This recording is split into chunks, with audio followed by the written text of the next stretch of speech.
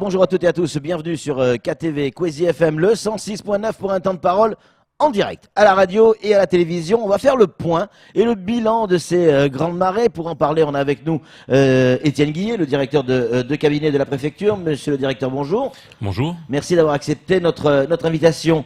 Le bilan de ces marées, ça y est, elles sont arrivées.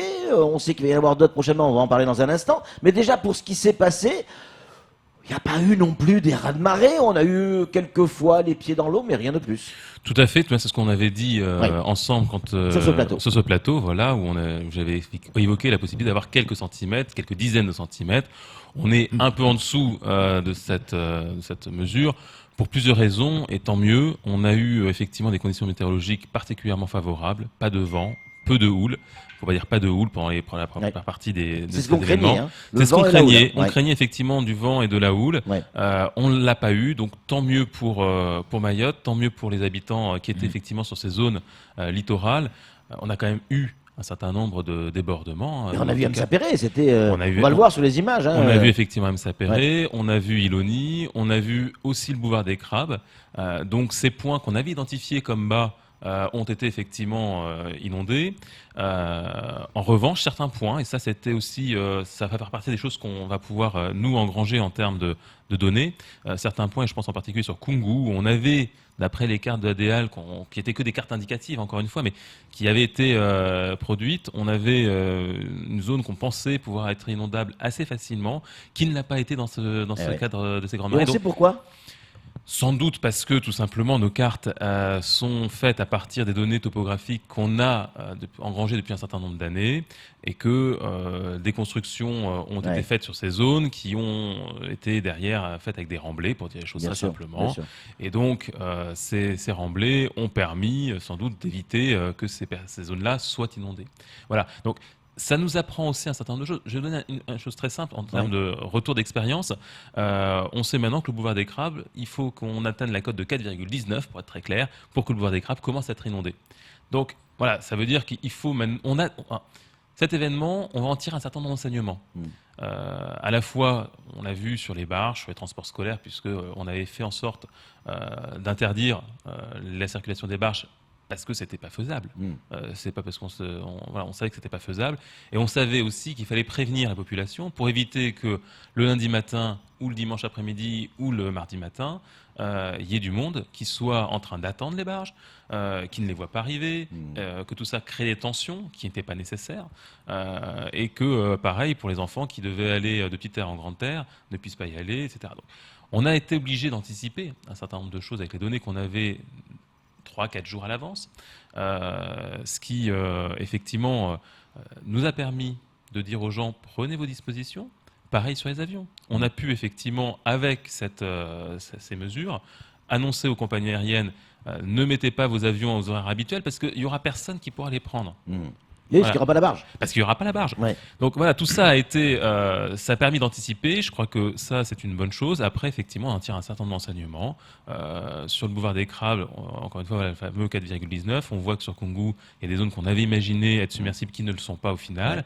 En tout cas, pas à ces hauteurs d'eau. Ça ne veut pas dire qu'elles ne le seront pas, parce que comme vous l'avez évoqué, on attend d'autres événements d'ici la fin du mois. Qui donc sont avec des normalement marées importantes aussi, on a une idée de... Avec des marées qui sont normalement, qu'on nous annonce, donc le service de la Marine nationale qui suit tout ça, nous annonce avec 10 cm de plus que cette fois-ci. C'est-à-dire, on arriverait à combien ? Alors, on arriverait à 4 mètres 30, 4 mètres 40. Donc là, le boulevard des Crabes, là, Normalement, là, le boulevard des Crabes effectivement sera submergé. Maintenant, je suis prudent parce que toutes ces données-là sont avec des facteurs de précision qui ne sont pas au centimètre près. On l'a vu ces derniers jours. Ça dépendra aussi des conditions météorologiques. Donc, on est prudent. On essaie de faire en sorte que tout le monde soit bien au courant de ce qui risque de se passer, sans que pour autant on donne une information disant c'est ça qui va se passer, parce qu'on a des imprécisions, la météo, la hauteur d'eau qui malgré tout reste, peut en tout cas avoir une imprécision de quelques centimètres, et donc voilà, c'est tout ça qu'on essaie de mettre et d'expliquer avec la plus grande retenue. On n'en a pas trop fait, Étienne Guillet, en termes de com.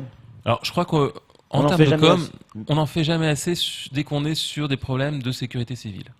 Voilà. Après, La sécurité civile, c'est quelque chose qui se conçoit non pas sur un one-shot, comme on l'a eu aujourd'hui, mais qui se conçoit sur une logique globale. On a évidemment eu ces phénomènes ces derniers jours.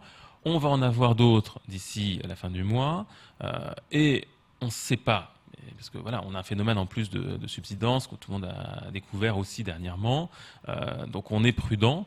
Après, les réflexes qu'on va faire, qu'on va donner dans le cadre de la communication, ils sont valables, que ce soit pour une submersion marine liée à des fortes marées, que ce soit une submersion marine, si les gens voyagent dans d'autres territoires, il peut y avoir des tsunamis, c'est les mêmes réflexes.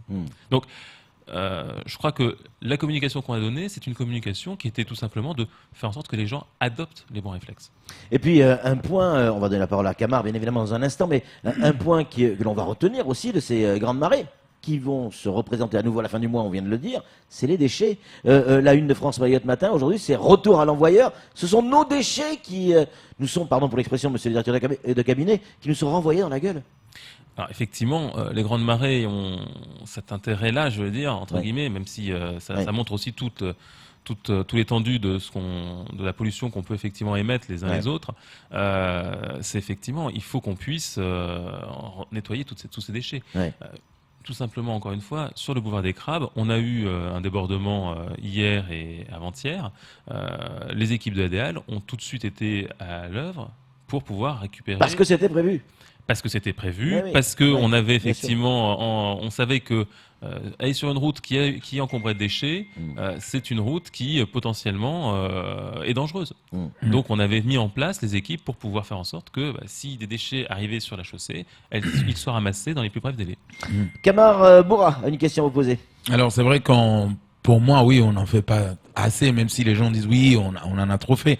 Ce que j'ai envie de revenir un peu sur la préparation, en tout cas les services de l'État, comment on s'est tous préparés, notamment à l'arrivée de Kenneth, le cyclone Kenneth, et là avec les marées, c'est-à-dire que ça nous a servi d'exercice pour voir un peu plus loin plus tard, mais qu'allons-nous faire aujourd'hui, par exemple, de tous ces habitations au plus près, on va dire au peu près vraiment des mangroves ou de la mer. On le sait que la plupart des habitations ne sont pas aux normes. Est-ce que là-dessus aussi il va y avoir un travail? Alors, effectivement, on s'est préparé sur l'ensemble des exercices, l'ensemble des phénomènes naturels qu'on connaît, que ce soit les cyclones, que ce soit les séismes, que ce soit les tsunamis, que ce soit là aujourd'hui les fortes marées. On se prépare. Ça fait partie du travail quotidien des services de la préfecture, mais aussi des mairies. Et là-dessus, je tiens à souligner l'engagement qu'ont eu les mairies sur l'ensemble du territoire pour accompagner leur population face à ce risque et leur expliquer, en tout cas accompagner, expliquer, donner de l'information adaptée. Maintenant, effectivement, sur les zones que vous évoquez, il y a déjà un certain nombre de travaux qui sont menés. Je pense entre autres à ce qui s'est passé sur Iloni avec la loi Elan, où effectivement on a sur ces quartiers qu'on connaît qui sont avec des conditions de salubrité qu'on ne nomme même plus tellement elles sont dégradées, avec des enjeux en termes de risques naturels très forts. On a effectivement aujourd'hui, avec la loi Elan, la possibilité de travailler sur ces constructions et de voir comment soit on reloge, en tout cas comment on accompagne là aussi ces personnes vers des solutions viables et pas des solutions comme on voit là de situations avec des bangas à 2 pas de la mer avec les conditions de salubrité qu'on connaît. Alors, vous l'aviez dit également, des solutions de relogement ont été prévues, notamment avec les écoles. Est-ce qu'il y a eu besoin de reloger certaines personnes? Alors, il y a eu en tout et pour tout 13 familles qui ont été relogées à titre préventif. D'accord. Voilà. Les mairies... Et ça s'est justifié? Je pense que c'était justifié. En tout cas, les mairies qui l'ont fait, il y en a 2 communes qui ont fait recours à ces relogements, l'ont fait parce qu'ils connaissaient leur territoire, ils connaissaient les familles en question qui étaient à proximité du littoral et savaient qu'effectivement la situation pouvait être pour ces familles plus complexe que pour d'autres. Donc voilà, il y a eu cet engagement de la part des communes pour ces 13 familles. Et donc, je pense que voilà, c'était sans doute les autorités compétentes l'ont fait parce qu'elles le jugeaient nécessaire. Alors, parmi les questions qui arrivent, il y en a une qui revient souvent. Ceux qui sont souvent les pieds dans l'eau, on le voit sur ce genre de construction, sont souvent des personnes en situation irrégulière ou qui ont construit de manière irrégulière, donc illégale, sur le territoire. Est-ce qu'ils ont droit au même traitement que n'importe qui? C'est une question. Alors, je crois que quand on parle d'être humain, on ne se pose pas la question de savoir s'il est en construction illégale, s'il est étranger en situation irrégulière. On se pose d'abord la question de savoir comment on Évidemment. sauve la vie de la personne, si évidemment il y a un danger particulier. Maintenant, ça n'empêche qu'il faut qu'on travaille, ce que je disais tout à l'heure, sur la problématique des constructions illégales. Je crois qu'il y a un travail qui est très fort fait sur la LIC et les personnes en situation irrégulière. Mon collègue Julien Cardancuf le fait de façon On l'a vu ce matin régulière, voilà. dans le journal. Hein, Et donc, je crois qu'on a un travail qui est en cours, qui doit aller plus loin, en particulier sur la partie construction illégale, hein, c'est ce que je disais tout à l'heure sur la loi Bien Elan. sûr, bien sûr. Sur Elonie, c'est une de nos zones sur lesquelles on a déjà un certain nombre d'opérations qui sont faites et qui vont continuer parce qu'il y a un enjeu majeur, à la fois en termes de construction illégale, mais aussi en termes de risque et de sécurité pour la population. Camar, une question pour Étienne Guillet. Ouais, une petite question, comme dirait Patrick, qui pourrait piquer. Vous demandez à la population de prendre leurs dispositions, notamment aux voyageurs. Donc les barges vont s'arrêter à une période qui était définie. Et on a vu tout de suite sortir les taxi boats. À un moment où on demande à la population C'est vrai. d'être vigilant, de faire attention, et on ouvre le ponton et on laisse partir des taxi boats. Est-ce que là, c'est pas où il y a un couac parce que on laisse, est-ce que c'est à la préfecture, c'est à l'État de dire à tout le monde non, on ferme même le ponton? Alors, on va dire les choses très simplement. Les barges, si elles ne peuvent pas fonctionner, c'est pas parce que les conditions de mer ne sont pas faisables, c'est parce que les conditions d'embarquement et de débarquement ne sont pas satisfaisantes. C'est pas obligatoirement la même chose sur un ponton mobile. On est Oui. sur d'un côté un quai d'embarquement et de débarquement qui est fixe, hein, Qui bouge pas. qui bougera jamais a Ouais, priori. bien sûr. Donc voilà. En revanche, un ponton mobile, Flotte. lui, il flotte. Donc Ouais. il peut effectivement s'adapter à la hauteur de marée.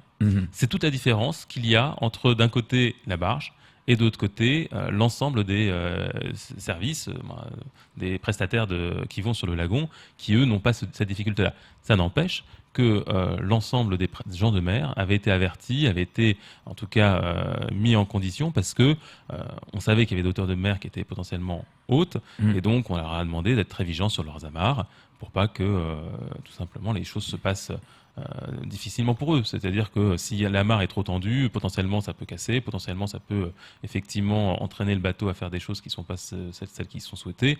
Donc voilà, on avait alerté, mais on n'était pas sur une logique d'interdire la traversée. navigation. Ouais. C'était sur une logique de interdire la barge parce qu'on savait que les conditions de sécurité pour accéder et débarquer de la barge n'étaient pas réunies. Vous parliez tout à l'heure, et on l'a vu, hein, ces autres fortes marées qui arrivent à la fin du mois. Rassurez-nous, on connaît les dates? C'est pas au connaît les moment où dates. arrive le président de la République. Alors, Il va pouvoir se poser avec l'avion quand même. de toute manière, pour être tout à fait transparent, la piste de l'aéroport n'a pas été touchée durant ces grandes marées. Donc ça, c'est une chose aussi qu'il faut savoir. Et puis, de toute manière, on avait de la part du gestionnaire de l'aéroport une garantie que c'était pas quelques centimètres d'eau Qui vont empêcher l'atterrissage de quelque avion que ce soit. Là encore, si on a fait en sorte que les avions soient modifiés en termes d'horaire, c'était précisément parce qu'on savait que les barges ne fonctionneraient pas. Les prochaines marées sont a priori vers la fin du mois d'octobre, autour du 28, 29, 30 octobre. Donc il n'y a pas de difficulté.